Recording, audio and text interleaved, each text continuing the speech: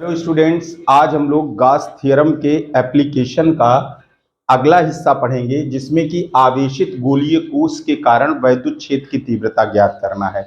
आवेशित गोलीय कोश क्या है? खोखला गोला है। अगर मान लीजिए कि कैपिटल आर त्रिज्या का ये कोई गोलीय कोश है और इसे क्यू आवेश दिया गया है, तो ये पूरा का पूरा आवेश इसके पृष्ठ पर एक समान रूप से वितरित होगा। अब इसमें तीन जगह वैद्युत क्षेत्र की तीव्रता निकाली जा सकती है। एक तो जब पॉइंट कोई बाहर हो और एक पॉइंट इसके पृष्ठ पर हो और एक इसके पॉइंट भीतर हो। तो पहली बात, अगर मान लेते हैं कि ये बिंदु P जहां पर आपको वैद्युत क्षेत्र की तीव्रता ज्ञात करना है, गोलीय कोश की त्रिज्या R है, ये कैपिटल R है और इससे स्मॉल r दूरी पर ये कोई बिंदु यहाँ पर P है जहां हमें वैद्युत क्षेत्र की तीव्रता निकालनी है। यानी कि पहले स्टेज में हम ये देखेंगे कि स्मॉल r क्या है? ज्यादा है कैपिटल R से, यानी वो बिंदु बाहर है। और गॉस के प्रमेय का उपयोग करने के लिए हमें कोई एक बंद गॉसियन पृष्ठ होना चाहिए।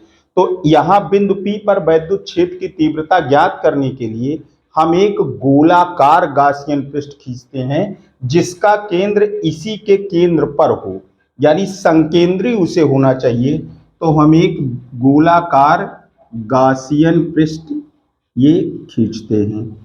अब यदि P के चारों ओर हम एक अनंत सूक्ष्म क्षेत्रफल अवयव ये dA ले लेते हैं, ये छोटा सा क्षेत्रफल हमने लिया dA, तो यहां से जो गुजरने वाला वैद्युत फ्लक्स होगा, वैद्युत फ्लक्स का मतलब वैद्युत क्षेत्र जो होगा ये बाहर की ओर होगा, ये बाहर की ओर होगा, ई बाहर की ओर होगा और इस छोटे से क्षेत्रफल का क्षेत्रफल अवयव जो dA होगा ये इस पृष्ठ पर अभिलंबित होना होगा, यानी कि E और dA परस्पर समांतर होंगे। तो हमें यहाँ पर वैद्युत क्षेत्र की तीव्रता ज्ञात करनी है। उसके लिए हमने इस बिंदु से होकर जाने वाला एक गॉसियन पृष्ठ ये कल्पना कर लिया, मान लिया कि है ये, और उस पर एक छोटा सा क्षेत्रफल अवयव dA लिया है। अब dA से जो गुजरने वाला वैद्युत वेक्टर है, वेक्टर E दूर की ओर होगा और dA का क्षेत्रफल वेक्टर वेक्टर dA होगा। अब अगर देखें अनंत सूक्ष्म क्षेत्रफल अवयव DA से होकर गुजरने वाला वैद्युत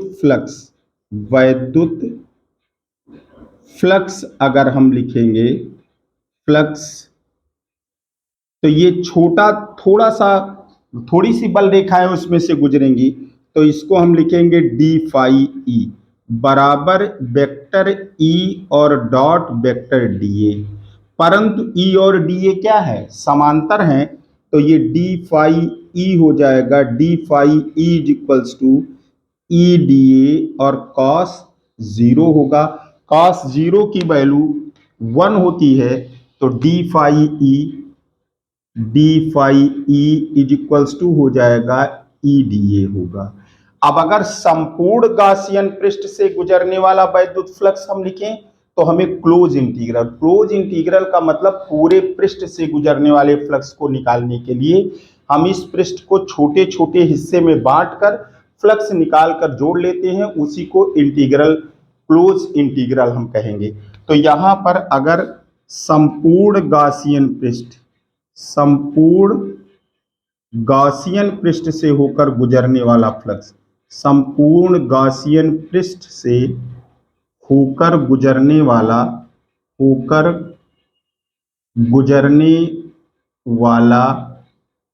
वैद्युत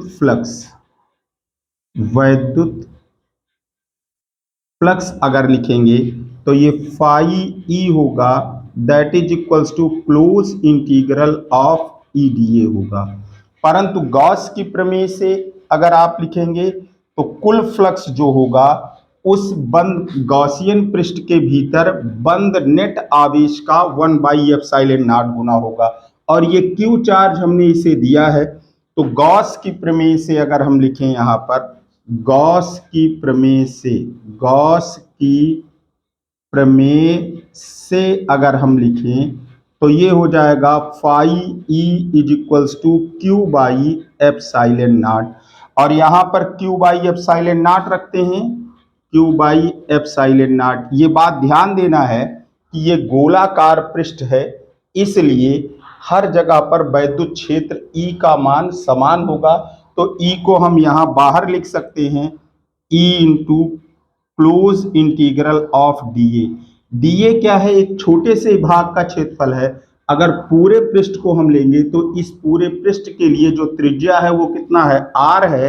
तो क्यू बाई एप्सिलॉन नॉट जो होगा, क्यू बाई एप्सिलॉन नॉट होगा ई इंटू 4 पाई r² होगा, और ई हो जाएगा 1/4 pi epsilon naught Q by r²। यानी इसको हम ई आउट बोलते हैं।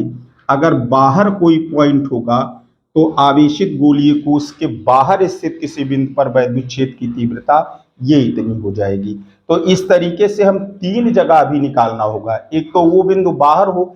अब अगर दूसरी बात हम इसमें लिखें, ये बात बिल्कुल क्लियर है कि अगर कोई बाहर कोई पॉइंट होगा तो वहां पर वैद्युत क्षेत्र की तीव्रता 1/4 pi epsilon naught Q by r² होगा। अब दूसरी बात अगर देखें कि यदि ये बिंदु, यानी यहां पर ये लिखें small r is equals to capital R हो, यानी कि ये बिंदु जो बाहर P था ये बाहर ना हो करके अब इसी पृष्ठ पर पड़े, यानी ये बिंदु P कहाँ है? इस जगह पर है। और अगर P से ये R है, इस स्थिति में R दूरी पर P है और R और कैपिटल R क्या है? बराबर है इस स्थिति में।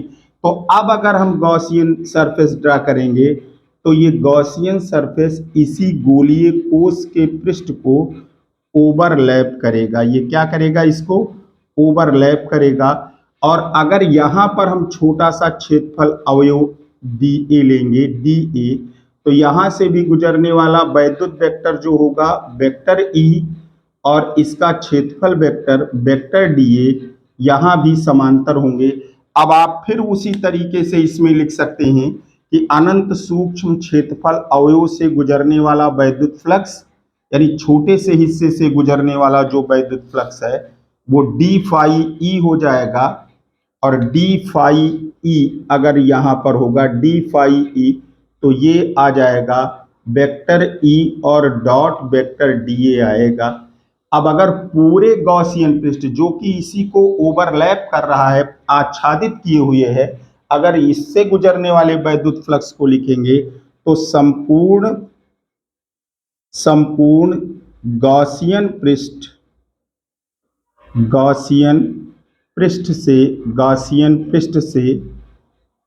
से होकर गुजरने वाला वैद्युत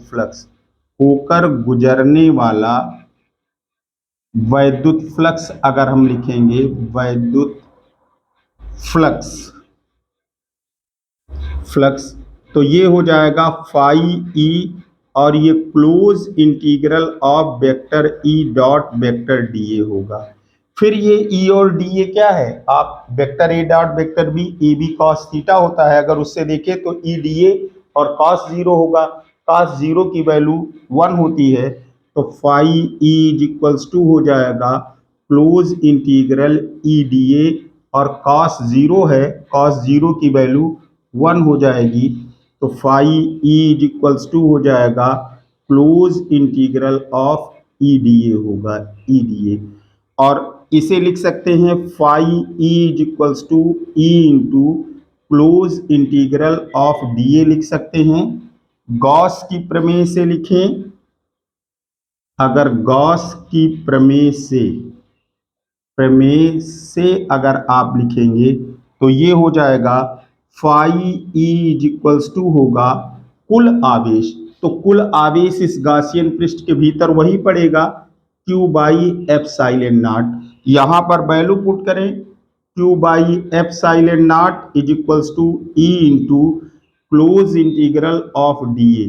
डीए क्या है? एक छोटा सा हिस्सा है इस पृष्ठ पर, और पूरा अगर पृष्ठ लिया जाएगा तो ये वही गोलीय कोष के पृष्ठ को आच्छादित कर रहा है, गॉसियन सरफेस। तो डीए जो है 4 पाई कैपिटल आर स्क्वायर हो जाएगा, Q by epsilon naught that is equals to E into 4 pi capital R square. तो ई जो सरफेस पर आएगा that is equals to 1/4 pi epsilon naught Q by capital R square. तो अगर गोलीय कोष के पृष्ठ पर वो पॉइंट होगा तो वैद्युत क्षेत्र की तीव्रता इतनी आएगी, ई सरफेस पर 1/4 pi epsilon naught Q by R square. अब तीसरी बात आती है कि अगर यह बिंदु इसके भीतर कहीं पड़ रहा हो, अगर ये कैपिटल आर जो यहां पर स्मॉल आर है ये कम हो कैपिटल आर से, यानी कि ये इतना कैपिटल आर है, ये कैपिटल आर है इसका रेडियस, लेकिन जो पॉइंट है वो यहाँ कहीं पड़ रहा है, ये पी पॉइंट ये है और ये इतनी दूरी स्मॉल आर है।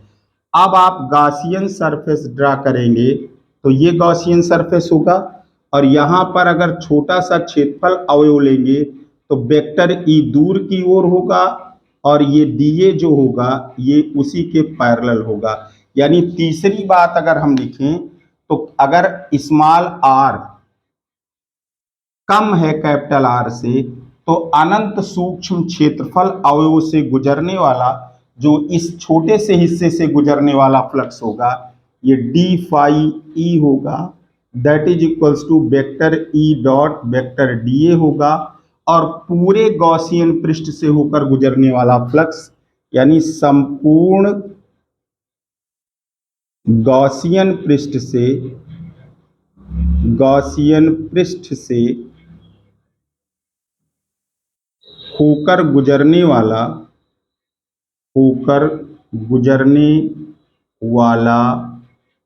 वैद्युत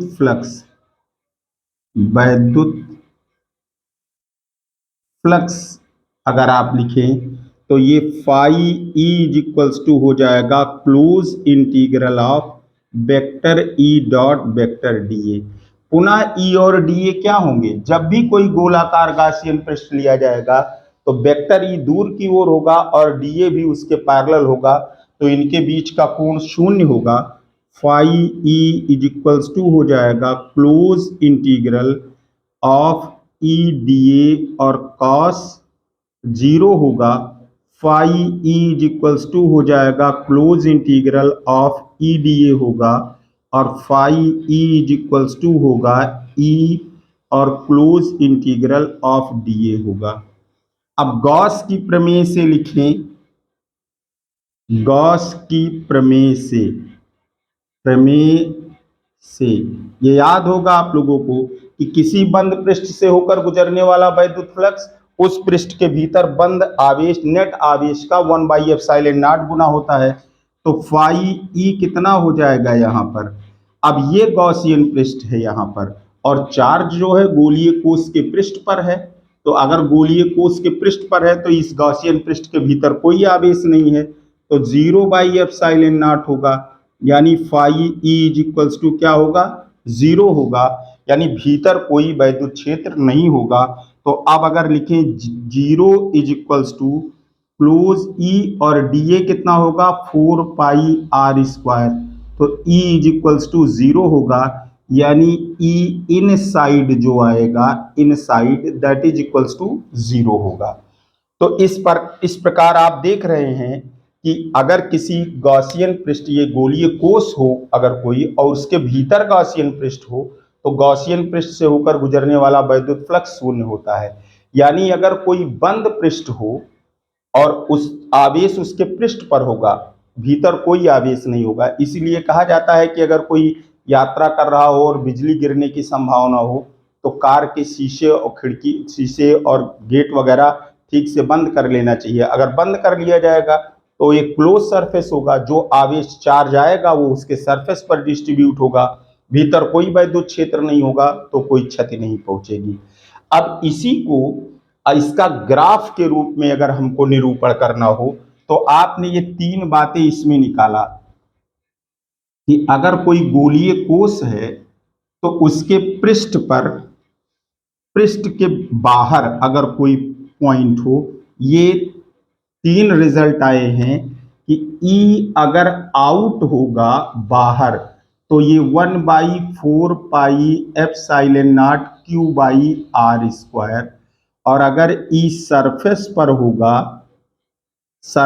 होगा तो that is equals to 1/4 pi epsilon naught Q by capital R square. और ई अगर इन साइड होगा, भीतर आप पॉइंट ले रहे हैं, तो ये कितना आएगा 0।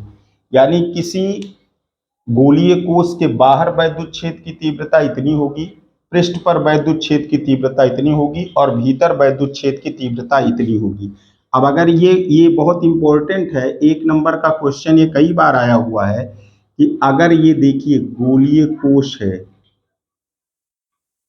यहां पर ये इसकी त्रिज्या है, ये इतना कैपिटल आर के बराबर है, और अब अगर हम ग्राफ इसका ड्रा करें तो ये आप इसमें देख सकते हैं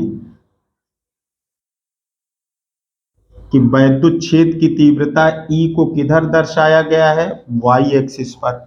तो जब बाहर से नजदीक आते हैं, R की वैल्यू कम होगी तो वैद्युत क्षेत्र तेजी से आगे बढ़ेगा और पृष्ठ पर आकर अधिकतम हो जाएगा, और जैसे इस गोलीय कोश के भीतर जाएंगे वैद्युत क्षेत्र 0 होगा। तो आप ये कह सकते हैं यहाँ पर कि इस तरीके का ये ग्राफ बनेगा।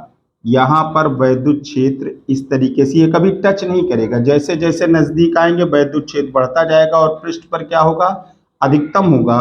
दूसरी तरफ से भी आप ऐसे ही देख सकते हैं कि जैसे जैसे ये दूर जाएंगे वैद्युत क्षेत्र कम होता जाएगा, तेजी से कम होगा, इसीलिए कर्व है, और जैसे जैसे नजदीक आएंगे तेजी से बढ़ेगा। और ये इतनी दूरी यहाँ पर देखिए, ये कैपिटल आर के बराबर है और ये इतनी दूरी यहाँ स्मॉल आर है, और जैसे ही इसके भीतर आ जाएंगे वैद्युत क्षेत्र की तीव्रता क्या होगी, 0 होगी।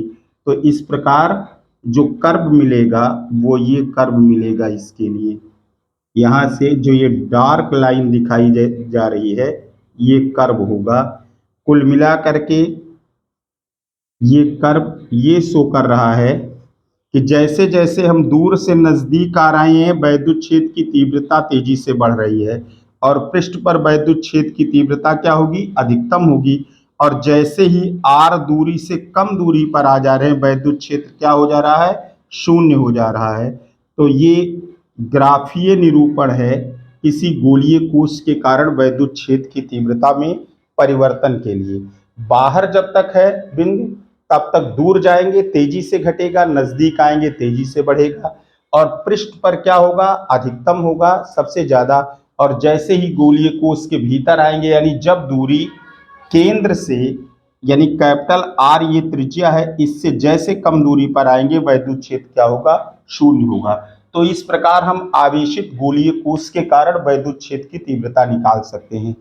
ठीक इसी प्रकार चालक और अचालक में अंतर समझा जाना चाहिए कि चालक में आवेश का संचरण हो सकता है, यानी आवेश अगर दिया जाएगा तो आप ये देखें, अगर कोई ठोस गोला हो और सुचालक हो, सुचालक ठोस गोला अगर ये हो, सुचालक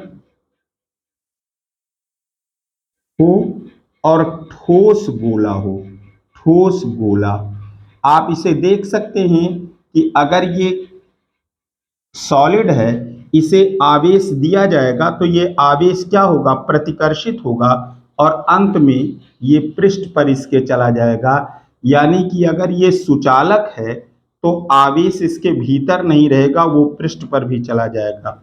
एक बार ये प्रश्न पूछा गया है कि समान त्रिज्या का एक गोलीय कोश है और उसी त्रिज्या का एक सुचालक गोला है, तो किसे ज्यादा आवेश दिया जा सकता है? तो इसका आंसर है दोनों को बराबर आवेश दिया जा सकता है, क्योंकि बीच में चाहे मटेरियल हो और चाहे ना हो, अगर ये कुचालक होता तो आवेश देने पर वो आवेश प्रतिकर्षित होते, परंतु कुचालक होने के कारण वो आवेश चल नहीं सकते थे, इसलिए पूरे वॉल्यूम में डिस्ट्रीब्यूट होता।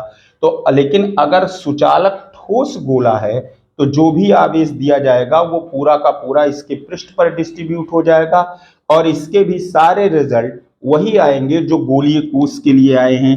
अगर आप ई आउट निकालेंगे तो ये केवल देखने में इसके भीतर मटेरियल है, लेकिन कोई आवेश इसके भीतर नहीं होगा। तो बाहर जब आप पॉइंट लेंगे तो जैसे गोलीय कोष के लिए निकाला है, ई आउट होगा 1/4 pi epsilon naught Q by R square. जब सरफेस पर आप इसके लेंगे तो ये हो जाएगा ई सरफेस। अगर आप निकालेंगे ई सरफेस तो 1/4 pi epsilon naught Q by capital R square, और ई अगर इनसाइड आप लिखेंगे तो दैट इज इक्वल्स टू 0। ये ध्यान देना है कि सुचालक ठोस गोला है, जब सुचालक होगा तभी आवेश इसके पृष्ठ पर जाएगा। अगर कुचालक गोला होगा तो ये पूरा का पूरा आवेश इसके आयतन में डिस्ट्रीब्यूट हो जाएगा, यानी कि ये सरफेस पर नहीं जाएगा। तो अगर भीतर पॉइंट लेंगे तो उसके भीतर भी कुछ ना कुछ चार्ज आएगा रहेगा और उसके भीतर कोई फील्ड आएगी। तो नेक्स्ट वीडियो में हम लोग ठोस कुचालक गोले के लिए वैद्युत क्षेत्र की तीव्रता ज्ञात करेंगे। Thank you for watching the video.